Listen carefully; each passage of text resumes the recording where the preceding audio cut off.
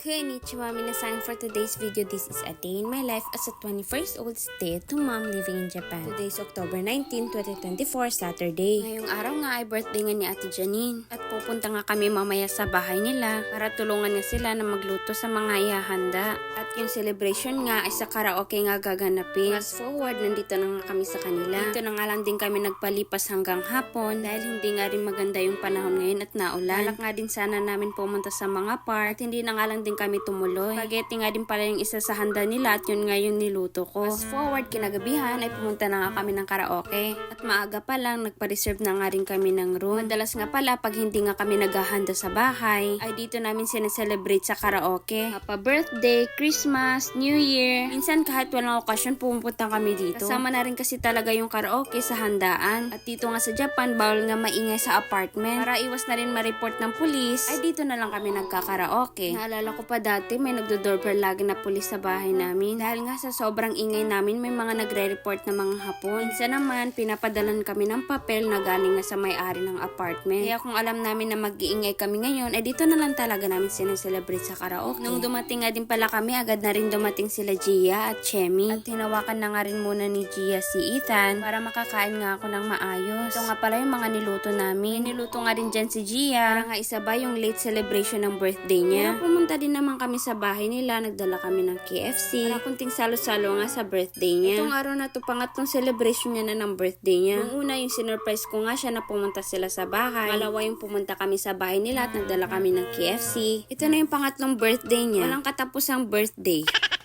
May mga ibang bisita pa nga kami pero hindi pa nga sila dumadating. Pero hindi ko na kinuhanan ng video for privacy na rin.